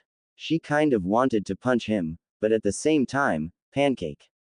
No, we can go for a walk, window shop, even hit up a spa. No, not a perverted one, but a normal good for your soul spa. Even see the sights. Do you even want to do any of that stuff? If it gives me a chance to spend time with my daughter, yes. Shouldn't you be training Blondie or something? He seems kind of helpless. Her stomach was full, but there was so much more food that she had to eat. He gave her a scowl, even as he placed a short stack in the empty seat next to her with a helping of bacon as well. I am teaching him. He won't learn anything if I show him how to do it. He needs to figure the rest on his own. Besides, it's all chakra control now, can't exactly tell him how to do that better. She smiled, taking the last of her bacon. Which one of us taught a Hokage? Well, if my mom agrees, all have been taught by one. Big deal, so was I. He rolled his eyes, marching over to one of the other rooms. With great care he opened the door, opening it just a bit before slamming it open with his foot. A sleepy biwa came from the room. Hey, brat, food. Get it and get back to training. Jiraiya slammed the door shut, then moved over to the next one, knocking gently. He peered in after a moment. I made breakfast, Shizune. Would you like some? I'd leave Tauntaun in here though. So your mom taught you medical jutsu? Jiraiya asked, reaching into the stall to further inspect one of the 100 masks that littered the stall, And of course, he picked out the one of a cartoonish old man making a stupid face. What you think? It's an improvement, she smiled, drumming her fingers along her arm as she stood there in the middle of the busy streets with this complete and utter stranger. That just happened to be her father. As long as she just reminded herself that it wasn't his fault, every 15 seconds or so, he was actually a decent human being. That made really good breakfast. He gave a laugh and removed the mask to make way for his own face stuck in some outlandish fashion. That expression couldn't be normal, or healthy. Over this beautiful mug. It was good enough to get her to laugh, even if she still rolled her eyes. I think my mom would agree with me in that matter. Whenever she talked about you, she always said you had an ugly mug. You wound me. He pounded his chest just above her heart and returned the mask like he was saying farewell to a lover. She bit her lip, trying to hold her tongue before she said something stupid that would make everybody hate her. Again. Did normal people have to deal with this? Rubbing her arms, she frowned, looking up at the few clouds that littered the sky behind the castle the town was known for. She had no idea what it was called. Yay. She taught me a bit of medical jutsu, Shizune too, but I'm nowhere near their level. I take it you have too much chakra. He gestured for her to take the lead. It wasn't a particularly busy market day, but the road stretched out for what seemed like miles of shops all trying to sell their wares. It was the kind of place they normally avoided, only Shizune would dare to brave the horrors of shopping. Her and her mother weren't so the best with crowds. Namely because anger. Yay. That's about it. How'd you figure that out? She took the lead, spotting a rather colorful stall across the way. It was filled with a bunch of shiny jewelry. One, in particular, caught her eye. A perfectly round stone the size of her thumbnail shined with all the colors of the ocean, was nestled in a metallic spiral that hooks around a simple leather strap. Jiraiya's great meaty hand picked it up with ease, smiling up a storm. Well, it was the problem I had when I was younger. Learned to turn it into a strength and accepted the things I couldn't do, like medical jutsu. He handed the seller a couple bills and then proceeded to place the necklace around her neck. There. My first actual gift as your father. He gave a soft chuckle, patting her on her shoulders. Wait at least a week until you throw it into the horizon. She thumbed her new necklace. Why was he so nice? So patient. So everything. It was so frustrating. Why couldn't he have been in? It would be so much easier if he was just in. It would be so much easier if he had been like this from the start. Why are you so nice to me? He pulled her arm, darting between a gap in the stalls and into some hidden garden nestled between the buildings. He wiped away a tear. When did she start crying? He placed her down onto some kind of a bench. You okay? Yes. She fought a losing battle against her tears. No, I don't know. Her hands fell against the stone bench. I don't even know why I'm crying. Okay. It's just some stupid necklace. She laughed into a sob. So why the hell am I so happy about it? She looked at him. He had to have the answer. He just had to, because she sure as hell didn't know. It was just a stupid necklace. Jiraiya sat down next to her, scratching the back of his head and letting out a breath, before a grin that was all teeth cracked open his face. I don't know. So not helpful. He reached a hand around her shoulder and pulled her into a hug. Her bastard of a father was hugging her. But it makes me happy that you're happy. She muttered, pressing her face into the red fabric of his vest. It was rough and smelled like beer, but that was just par for the course when it came to her parents. Why can't you just be some jackass that's easy to hate? Sorry. His hand ran small circles around her back. The motion of his chest as he took deep breaths was steady and even. I didn't have a family of my own growing up. I wanted to be there for them if I ever had one, and I wasn't there for you, but I want to be there now. She wanted to scream, to run, to punch, to kick, to destroy. Instead, all the fight drained from her. I'm sorry. It's okay. No, it's not. She pushed him away. She was shaking. Stop saying it's okay. The first thing I did when I saw you was to kick you. Then I tried to use you for money, plus probably about another 20 horrible things I've managed to do without even knowing about it. Jiraiya laughed again, This time it wasn't the sad kind of chuckle but a full-on belly laugh. Is that's what got you so worked up, girl? You want to see the scars your mother has given me in my life? They make your nut kick look like a bug bite. He slapped his knees and looked towards the ground. Look, if you can give me a chance to be the father I didn't get to be, then I can forgive you. Besides, you seem pretty remorseful, so I can't just say no to you apologizing. But why? 'Cause you're still my daughter. Now she was laughing, a few tears still found their way out from her eyes. Do you have any idea how cheesy you sound? I swear if you start. The ground shook, dust and smoke rose up from beyond the castle that dominated their horizon. In the space between breaths, the earth shook again and a roar tore through the buildings that made the glass vibrate. Stay here, Jiraiya warned, leaping up onto the roof before she could protest. The look on his face became grim, and he muttered but a single word that could be heard among the screaming crowds. Orochimaru. Sachiko stood, rolled her shoulders and glared at the pillar of smoke.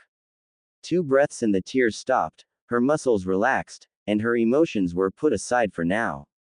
From the rooftop she saw what her father had seen, a giant snake doing battle with her mother's summon.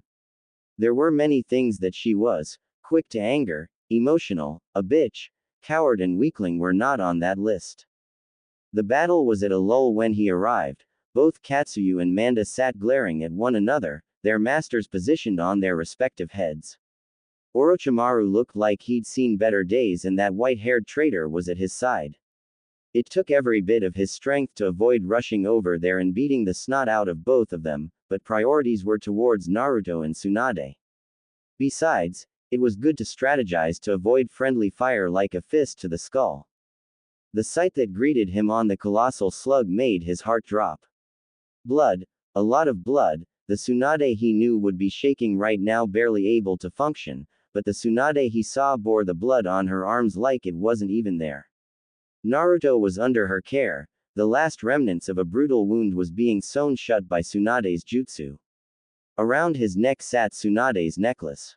You're late, she spat, her eyes focused on Naruto's wound, the moment he landed next to her. A moment later her smile broke through. Why is it that every student you have becomes a heroic moron with a death wish? You're not afraid of the blood. It felt like his mind had been lagging ever since he found her a few days ago. Not only was she healing someone covered in blood, but she was smiling too. This just felt really weird. Did she hit him and this was some dream? No, Orochimaru wouldn't be in his dreams, not in a million years. She laughed. Giving birth is a quick way to get over that. Besides, Sachiko rarely went a day without getting some new cut or bruise. Oh, so she used to be a tomboy, typical, she really was her mother's daughter. So what's the plan? You keep him off me while I heal your idiot. Then I'll heal my idiot and then we kick his teeth in. Her voice was smooth like she was talking over dinner plans. Where's Sachiko? I told her to stay back. Didn't want her to get involved with this. Besides, she was an emotional wreck right now, and this was Orochimaru. He turned to glare at his former teammate. He looked paler and more distraught than usual. Looks like Sensei's jutsu was having some lasting effects. Would explain why he was so desperate to get Tsunade's healing. Tsunade snorted. Yay, she's not going to listen to that. He had all of 1 second to process that and become aware that there was a screaming white-haired woman, diving right for the giant snake and its master. Was that girl mad? What the hell is she doing? A shockwave from a punch delivered to Manda's jaw gave him pause. The great snake was sent reeling, his long body snapping through the air like a bullwhip, and Orochimaru along with it. Just how strong was his daughter? That punch was at least as powerful as the most powerful blow Tsunade had ever dealt. Still, even at her best Tsunade couldn't beat Orochimaru, hell he could barely beat Orochimaru. You'll only get in her way, Tsunade warned, still focusing on patching up the last of Naruto's wound. He felt the earth shake beneath his feet even all the way up on Katsuyu. The head of Manda was now in a fissure that was trying to swallow the snake whole, and he could hear all the pent-up anger of Sachiko exiting her in a giant scream like she was a kettle pot that had finally come to a boil. She can't fight Orochimaru on her own, I'm not going to let her die. He went to move but felt his blood freeze as he looked down on at the fight below him. Manda had vanished, and Orochimaru's sword was through his daughter's stomach. Damn it. The bastard hurt his daughter. I'm going. Don't. Tsunade's hand was firm against his shoulder. Did she want her to die? Or worse, what if Orochimaru placed a cursed seal on Sachiko? Why the hell was this woman just one big long string of bad decisions, and why the hell was he not running to his daughter's aid? You always brought out the best in me. Even when I hated you for it. Tsunade smiled like they had time to have a moment. Their daughter was being murdered. And why weren't his legs moving? Damn it. Tsunade did something, didn't she? In many ways, Sachiko is a result of that, and I think she's the best of you two. Tsunade took her hand off his shoulder and he felt his legs move, his balance shaken for just a moment. Sachiko, you can go all out. All out, all out. Punching the mile-long snake into the ground and making an earthquake wasn't all out. Why the are you so confident in her? She's 16. This explains so much about Sachiko. She had a terrible drunk of a mother that would let her fight against. Why was the ground shaking again? No, it wasn't just him. Sachiko had her hands on the ground, Orochimaru's sword still sticking out of her, but it looked to hinder her little more than a sliver. Wood style, what? Great tree of the black swamp. Sachiko called. Branches covered in a thick black muck shot from the ground, chasing after Orochimaru and Kabuto with a frightening speed. They grew upwards, converging in the center and forming a large tree. The terrain beneath the fight shifted from shattered grasslands to a swamp of bubbling black gunk. Wood jutsu, he shouted, running up to Tsunade and nearly pushing her off of Katsuyu. Our daughter can make a tree grow out of the ground. She has the first Hokage's jutsu. Why didn't you tell anybody? Tsunade just gave him a smile and looked back towards the battlefield, as the tree continued to grow upwards as new branches were created to try and damage Orochimaru and Kabuto. The jutsu kept forcing them towards the center, where the black muck was falling off the tree in thick cascades. It's her power, and I wanted her to have the choice to use it. But I think that she has the potential to surpass my grandfather. Hopefully, she'll be taking the hat from me in a few years. When the tree reached its full height, it loomed over them. The black muck fell like rain from its bushy canopy, like an angry storm cloud bringing doom to the land. A familiar scent flooded his senses. The muck, it was oil. Or at least oil-based. His daughter made a giant tree that rained oil, and her mother was just beaming with pride. This had dream written all over it. You didn't give me any drugs recently, did you? He asked, still watching his daughter. Fight a winning battle against Orochimaru. Sure, his arms were basically noodles that couldn't do anything, but she had his sword stuck through her waist, so it was mostly fair. His daughter could use the first Hokage's wood jutsu. This was huge, it was amazing, it was so many things that he wanted nothing more than to forget everything, go to the bar and wait for it to all work itself out. Black swamp style. Sachiko's voice echoed out from within the tree. A flash followed by Orochimaru's screams joined that sound. Hellfire prison. Fire. Flames roared like a voracious dragon just woken from a century-long nap and ready to feast on the world around it. The oil that surrounded the tree ignited with an explosive frenzy, bubbling, bursting, and smoking a thick black plume that wanted to dye the sky black enough to leave a scar. Even from here the heat was unlike anything he had managed with Bunta. Lady Tsunade, I may dry out if Sachiko keeps this up, Katsuyu complained. Thank you for your help, Katsuyu, you can leave. Tsunade smiled, watching the tree with the same face of wonderment that was bound to be on his face. The slug beneath his feet began to swell up and form a miniature version of the creature he stood on. It began to carry him down to the parts of the ground where the fire hadn't reached. Should probably do something about that. For the record, Tsunade laughed. You should try to have more faith in our emotional wreck of a daughter, but don't worry, I'll tell her you were cheering her on from the start. The hell you are. He was going to scold her. Even if she was strong enough to make a mountain-sized tree grow in a matter of seconds, that had nothing to do with being a good parent. Seriously, why was he the responsible one? He was the drunk, fun-loving pervert. He blamed Tsunade. You're going to help me and tell her what she did was stupid. Hey, it worked, didn't it? Are you just going to ignore the fact that there's a sword sticking out of her stomach? Of course not, I was going to heal that when she got back. What about the fact that she set the giant tree she was inside of on fire? Or the fact that there's now the world's biggest bonfire 100 meters away from the city? She's not an idiot, she won't burn to death from her own jutsu. And I'll heal any burns she gets. You're a terrible mother. What? Because I let my daughter make mistakes? No, because you enable her mistakes. Do you have any sense of responsibility? Weren't you the one to say that just because you can heal me doesn't mean I should go out of my way to get hurt? That's cause you went out of your way to get hurt so that I would heal you. I did that once. Once while sober. This isn't about me. They had been on the ground for a few moments, flames and black smoke acting as the backdrop to what would otherwise be a great spot for a lunch.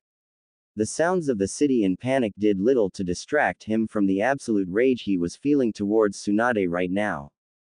It came to a stop when Sachiko stepped between them, sword still stuck in her abdomen. Her body was bruised and there were a few burns on her clothes and hair.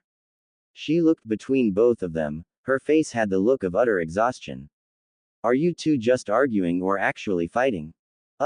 Just arguing, he swallowed, he felt dehydrated just looking at her. You okay? I'm fine, she waved him off like she didn't have a sword sticking out of her waist. She looked around, nodding once when she looked at Tsunade, Naruto and then him. I didn't burn Shizune, did I? Shizune's fine, Katsuyu tended to her over there. Tsunade pointed towards a part of the field that wasn't on fire. You did a great job, by the way, want me to take care of that sword? Sachiko looked down, her white hair flowing over her shoulders. Oh, right, that's still there. Thought my stomach felt funny. Yay, I'm going to pass out over in that direction. She walked forward all of 3 steps before she fell forward, her face landing on Naruto's stomach earning a blah from his student that was still out cold. She just had to fall onto the sword, didn't she? Tsunade groaned, stomping over to right the mess. I'll heal her, you go make sure she doesn't end up burning the countryside. Right. The size of that task was brought to light when a house-sized branch covered in flames fell from the canopy, spraying embers up into the sky. He was a ninja, not a firefighter. He better summon some toads. The last thing Konoha needed was to deal with the political fallout that the daughter of their Hokage burned down a city. The earth of this area was forever changed, the fire had consumed much of the oil, and still burned in some isolated puddles of the stuff, giving off that strong familiar scent that made his head spin at times. Even when soaked from his toad's water jutsu, the ground was still cracked and brittle. The tree itself formed a pillar of charcoal that rose out of the ground like a monument to destruction, still aglow with warmth, flaring up again whenever the wind blew strong enough. Its canopy had fallen within moments, leaving sharp hot rocks of wood, soot and ash scattered about the hellish landscape. The amount of destruction was hard to stomach. It was no difficult task to destroy an area, even he could level a house, but this damage was lasting a scar on the land that will take years to heal. Longer if the smoke rising from the cracks meant there was burning oil beneath the surface. If there was ever a technique to kill Orochimaru, it would be this. Doubtful though it may be. The core of the tree was like stepping into a still-lit oven. He'd be dehydrated in minutes and dead soon after. But he needed to confirm, even though his gut told him otherwise. He climbed the twisting maze of branches that made up the base of the tree, and at the heart where the fires had burned the hottest, he found Orochimaru's funeral pyre. A lone pillar of charcoal glowed red at the center, bound to it by branches of ash was an Orochimaru-shaped corpse. Fighting through the heat, he examined the corpse. It was hollow, little more than a shell. Orochimaru still lived, and worse, he now knew about his daughter and how strong she was. Hopefully that strength would be enough to deter the man and not spur him on. I'm going to drink a lot tonight. His throat was dry and his eyes burned, but he stayed until the last ash fell to the wind. If Orochimaru did come for his family, then the destruction that Sachiko had demonstrated would seem like a mercy.